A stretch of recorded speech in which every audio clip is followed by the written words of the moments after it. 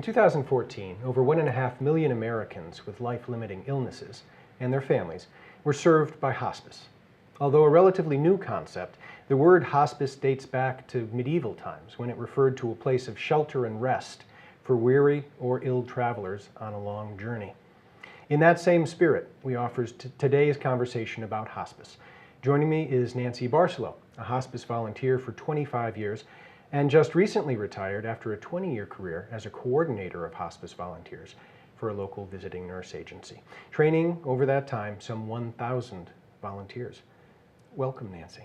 Thank you. And congratulations. Those are significant milestones, yeah? Thank you very much. It's been a long, wonderful journey. Good. Well, and let's jump into that journey. Okay. I mean, I think probably the place to start out is to introduce the notion of hospice for those who are unfamiliar with it, by maybe explaining some of the hopes of what it can achieve for people. Hospice is an end-of-life program. It's been in the United States since 1974, and the very basic principle of hospice is to offer a quality of life that is the best that it can possibly be to both the patients who are dealing with terminal illness, but also their families. And when I say the best it can possibly be, some people may be saying, well, how good can it possibly be because it's at the end of life? But honestly, there are people who can say that this period of their life under hospice has been extremely high quality. So that's sort of a philosophical look at what its mission is, what it hopes to achieve. Let's talk about some of the particulars. How does hospice actually go about meeting those objectives, those missions, in terms of, for instance, where would patients receive care? Is it only in one place? Hospice can happen in many different places. Primarily, it happens in people's homes. So hospice, the way that it happens is that when it is deemed that someone may be ready for hospice, a doctor makes a referral, and then a nurse from the specific hospice will go evaluate to see if they're eligible for hospice, which means having a prognosis of 6 months or under. And then our clients, our patients, can be in their own personal homes. There are hospice residences. There are many in the state of Massachusetts. Hospice goes into nursing homes and provides support for the nursing home staff and assisted livings, and almost anywhere hospice can go in. Okay. We have a sense of where it can happen, and this can be many places. A sense of how much care is provided. In assisted living, there are certain things that can be provided and other things that can't be provided, or they sort of shift the level of care that an individual would need. Is hospice like that? Hospice is very comprehensive. So every person who comes onto the hospice caseload is offered a nurse, a social worker, a chaplain, volunteers. We also have a medical director that is very integral to the plan of care. So the amount of services that a person receives on hospice is usually decided by an individual plan of care. So with that plan of care, that determines if a person is going to have nursing visits 3 times a week, social work visits 1 time a week, chaplain visits, volunteer visits 1 to 3 times a week. And it's very fluid and flexible. So when someone comes onto hospice, the first couple weeks may be nurses' visits 3 times a week, and depending on the development of what happens next, it could be 5 times a week. Right. And I'd like to mention home health aides too, because everyone is also offered home health aides. Okay, all right. Although we've talked about some of the people who are involved in the process, it doesn't fully answer the question of who is it that provides the main piece of care? So when people are in their homes, the family member, the caregiver, it's called a primary caregiver, is taught how to implement the care. So it might be giving medications, it might be helping their loved one to the bathroom, having someone learn how to get their loved one from a bed to a chair. So in the home, it's usually the primary caregiver. In the hospice residence, it's trained hospice staff that do all the care. The nurses, the home health aides, everyone is trained in hospice. And in other facilities, the hospice supports the nursing home or assisted living staff on how to best deliver the care that they can give. But hospice is in, according to the plan of care, for many hours a week and is available 24 hours a day. Okay. Certainly one of the unique features that I registered in doing some reading on this is that volunteers are not only integral to the care, but I believe it's Medicare requires a certain number of hours and a certain amount of care being delivered by volunteers. Is that right? Yes, hospice, when it was grassroots, it was pretty much all volunteer run.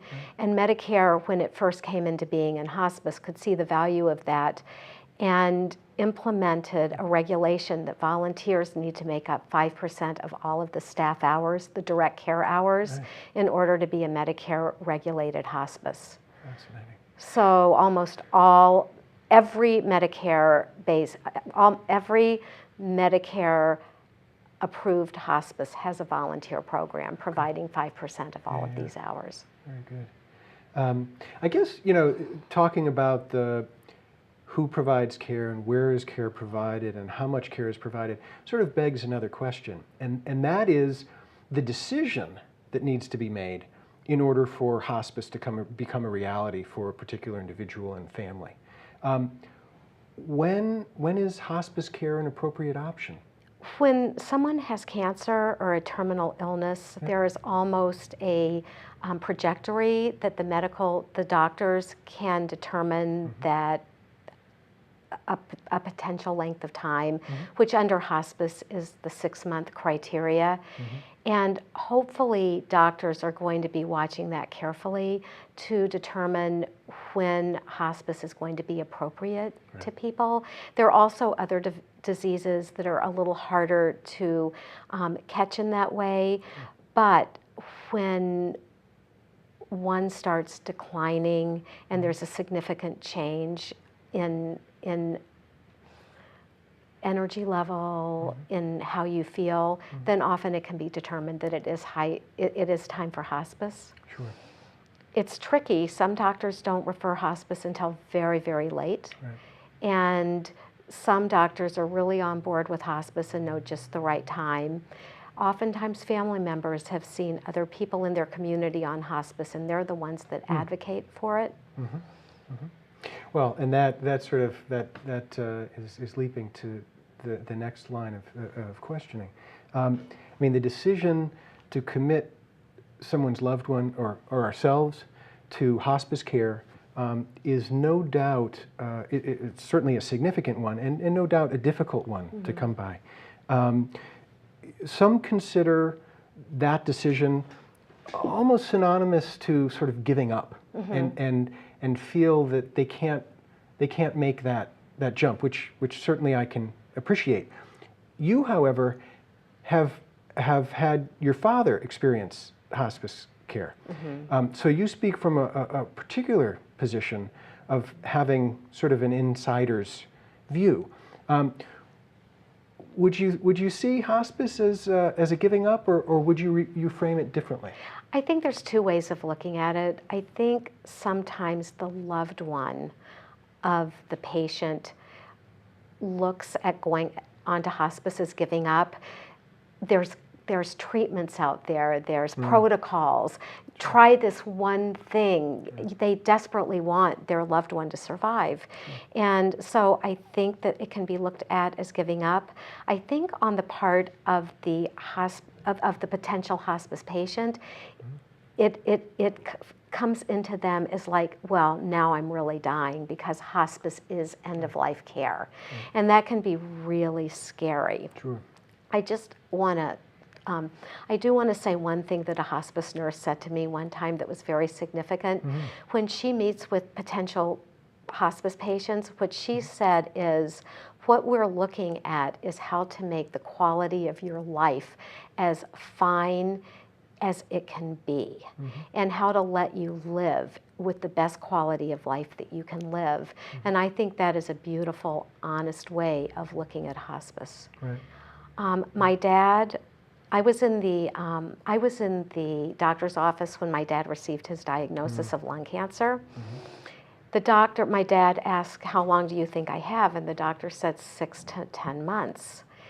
And then he brought up the word hospice, and my mother... And this was after you were already involved in hospice work, is that right? My family has known I've been involved in hospice for 25 years, and they have not wanted to talk about that. My parents were proud of me for that, but they didn't want to go into any details.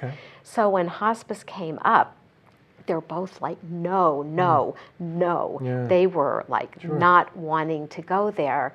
And then the doctor said there have been studies that people who are on hospice actually live longer than people who have the same medical conditions and prognosis that aren't on hospice. And that's really true because of the quality of symptom management, which is also called palliative care.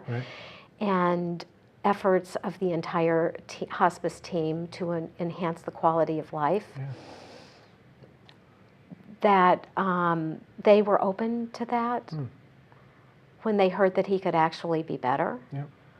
Hospice came in, he had pain in his shoulder, he was short of breath, and his feet hurt very badly, and hospice came in and relieved every one of those symptoms. So this was This was at home, and my mother and my father were able to be together in their very usual loving way. And my sisters had somebody to call. I was not in the area. I was in Boston. They were not. And when my father died, hospice was called, as hospice can be called 24 hours a day, and a hospice nurse came out, which doesn't always happen, but in this particular case, a hospice nurse came out and was with them when my father died. And it was wonderful and beautiful, and everyone was around the bedside. Let's take a quick break. And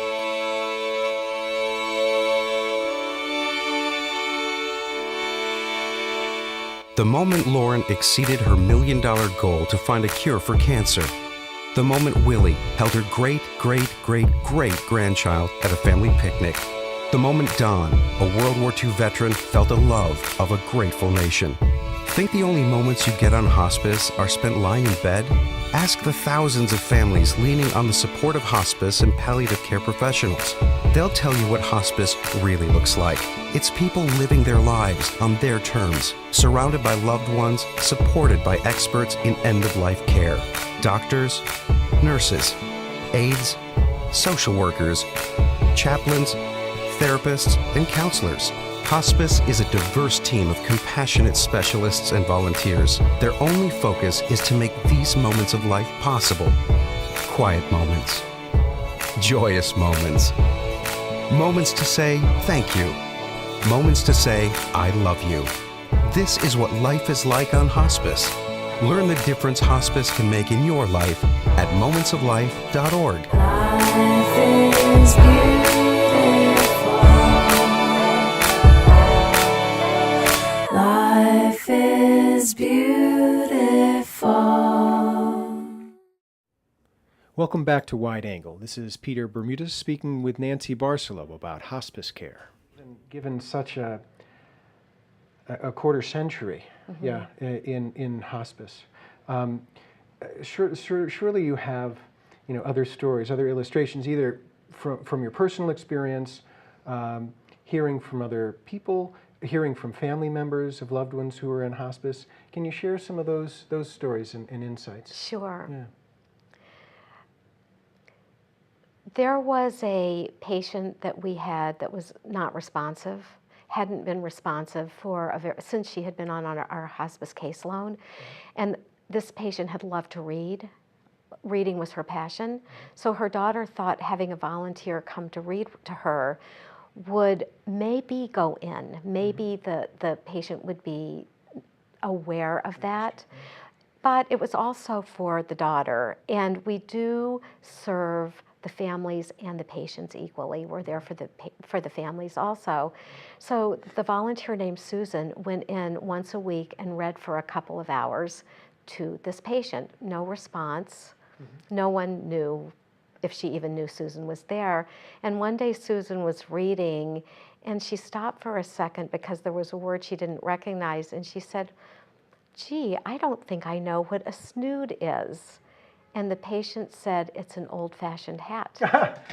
Wow. And that was the first time anyone in the family or on the hospice team had any awareness that she was taking in what was happening. As I say, you've committed your life and your energies to hospice care for 25 years. We typically think of what we're going to bring to our work, yes? But certainly it would be my sense that your work has had a significant impact on you.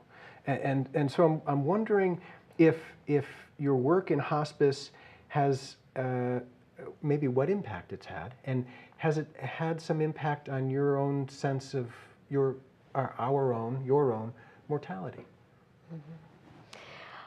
Probably more than anything else in my life, hospice has had an effect on me. I have watched and learned from nurses, social workers, patients, and families that have enriched my life and my experiences in every way. I have become much more patient. I've become a better listener. And I have a lot more space within me. I can be quiet, and it's not an effort. I know if I'm quiet, then a miracle will happen in response to another person. And I feel that it is because of the work in hospice that I have learned from watching others, and I've learned from the patients and families and the people that I've worked with that have allowed me to become, I'd say, a much better person. Nice. One more thing Yeah. is that the dying process does not scare me at all. I've seen it in the hospice resident, I've seen it with patients, and I've seen it with family members and friends. It's become very, very natural. That being said, loss and grief, when you think about it with your rational mind, it's one thing, but when you experience it, it's visceral. And although hospice gives me a context to look at that, we all have our own unique way of dealing with loss and grief.